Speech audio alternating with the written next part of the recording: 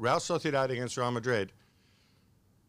This is the kind of match you have in Spain that people talk about for a while. Yeah. Huge win for Real Madrid. I thought there were 3 big controversial incidents, and you added a 4th.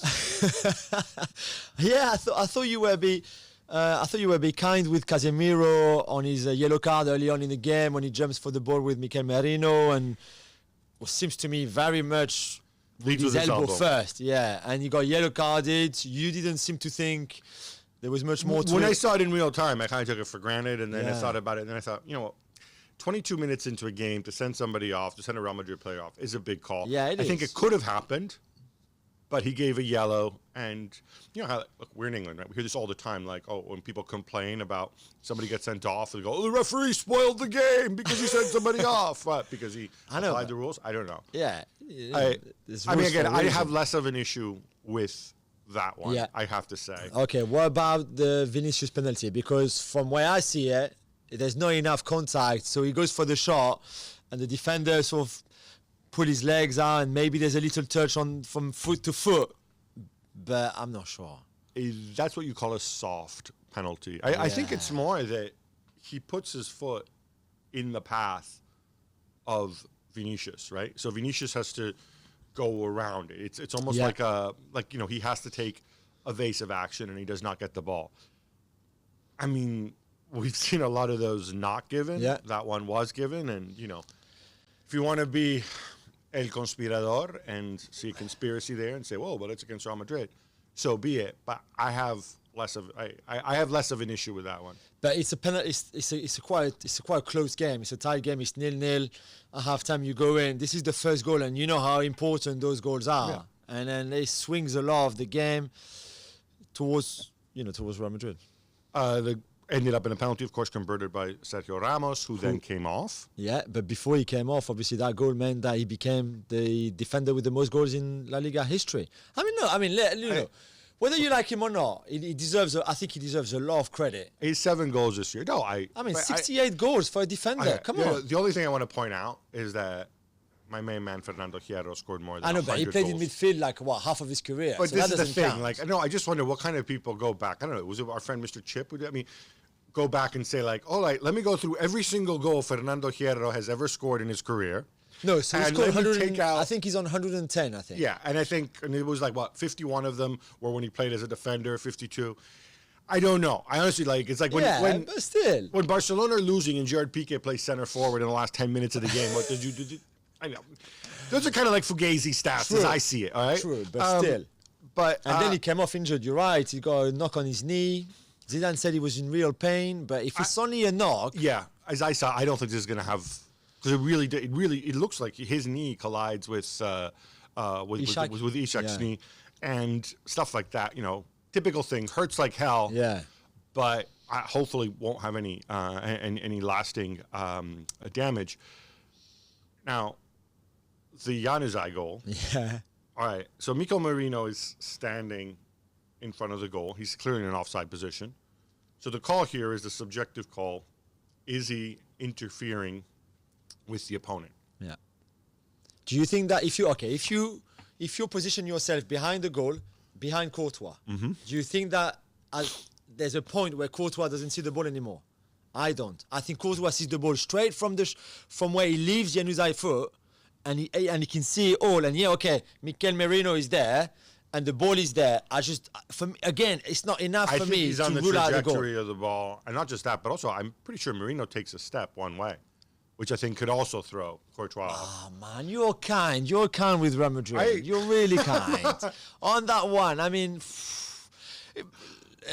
like you said, it's very subjective anyway, and they might win the league, they might not. This might count a lot. This might not. Real Sociedad might miss out on Champions League. They might not. We will know at the end of the season. But it's one of those games that always seems to go Real Madrid way, right?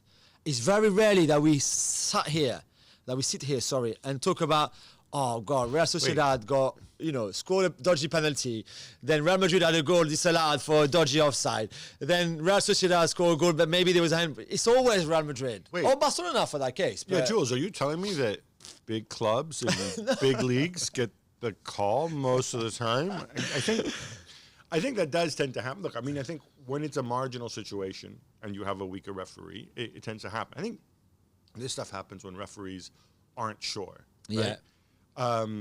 Like I said earlier, soft penalty, the elbow. Yeah. If he's not sure, he gives the benefit of the doubt to the bigger club. That is something that happens.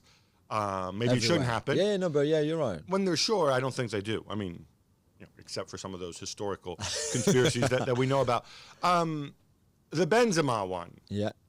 Now, I saw several replays, and maybe I'm stupid, but I couldn't figure out where the ball hit him. Like how far up his arm. Yeah, or low. I really couldn't. Now, I'm assuming the VAR could. And this is where I have a problem with it.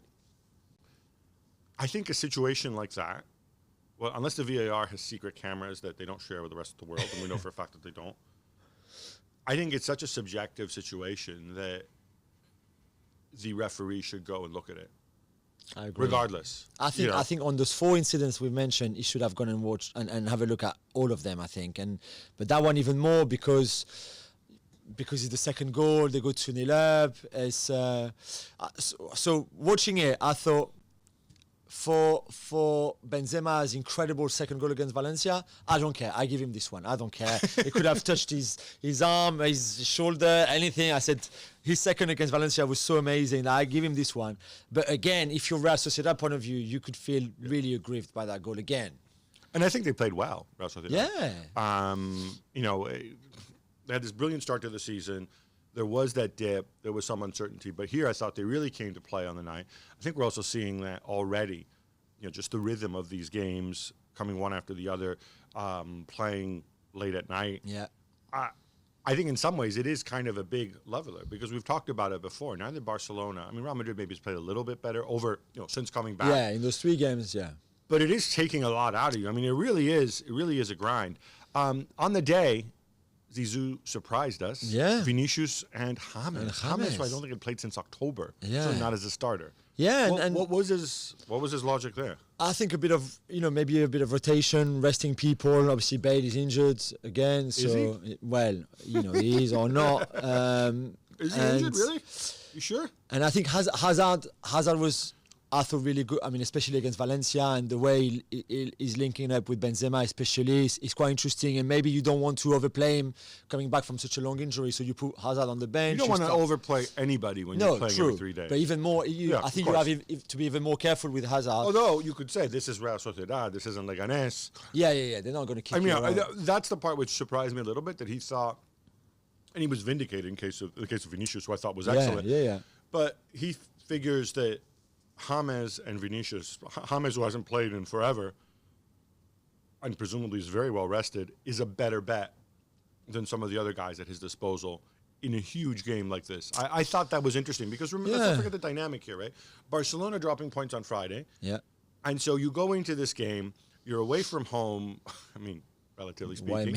And you go with the guy who really hasn't played for you, who hasn't been that good for you, who probably shouldn't really be at the club because they found anybody to take him. That takes cojones. Yeah, it on does Zidane's take part. cojones. Because imagine the criticism if James had cost him the game. Yeah, and also, so it takes a lot of cojones, as you said, a lot of trust from Zizou towards James and towards his players. And again, I think it shows how an amazing man management coach he is, which I think is great. Doesn't win you trophies, or at least not as many as Zidane has done. So I think there's more to him than that. But certainly on that point, I was like, well, okay, let's see what happens. And James was not amazing. He was okay. The number of times he and Vinicius seem to be on the same wing. On the same, yeah. I don't know if they got lost during the game or what, or that was by design. Let's put Vinicius, Marcelo, and James and totally overload one side. Triangles. It's all about triangles, Gab. No, I don't know. You're right. Maybe because James hasn't played for so long that he needs a bit more time to get into the groove of it again. But yeah, I thought it was a perfect night for Zidane, again, vindicated, as you say. And also the fact, it's not just the fact that Barca dropped points, it's that they didn't play well at all. And now the momentum is so huge for Real Madrid, who have been playing better, I think, in those 3 games, have come back. And now are leading because of the head-to-head in the Clásicos. So and they have an easier schedule and they have on paper. But I mean, Valencia and Real Sociedad in the same week, 3 days apart, and to go to Valencia, you know, and win the way they did, especially in that second half where Benzema was fantastic and Hazard was great, and then to Real Sociedad on Sunday, I have to say, this is pretty impressive. By the way, speaking of Valencia, I was going to put in quick hits. I'm not. But the Gonzalo Guedes goal, you should go and see this highlight if you haven't seen it. But I'm also wondering, is that the kind of goal that we see when everybody's still not quite with it because they've only just come back? Because you know, like you run into somebody, you fall over, you still have the ball and stuff, you bounce off people. Yeah, maybe there's a bit of that. Obviously, somebody's been missing for them. So how do we see this going forward? Because I think, yeah, you can look at it and be clever and look at the run-in and be like, well, Barcelona have a tougher run-in, so therefore, and Real Madrid have the edge in the head-to-head. But I'm sure that neither of these teams, I will bet you a steak lunch that neither of these teams are going to run the table between now and the end of the season. I think they're both going to drop points. Yeah. I think there's going to be twists and turns. Yeah, I still agree with you. I think losing De Jong is a huge blow for Barcelona because that means that Rakitic, who should not play football anymore, will still play, which is beyond me. Can Ricky play? I thought he was going to start. I have to say, I thought he was going to start against Sevilla. Maybe naively because he's still very young and he hasn't played much for the first team, but I thought he was going to start and I was disappointed. But you're right, I think they will drop points. I still think that Real Madrid have much more momentum, and I don't know, I worry a bit for Barcelona too. And it's an interesting one. It's quite a fascinating one. Well, thank you very much for watching ESPN on YouTube. For more sports highlights and analysis, be sure to download the ESPN app. And for live streaming, premium content, and let's not forget as well, ESPN FC 7 days a week. Subscribe to ESPN Plus.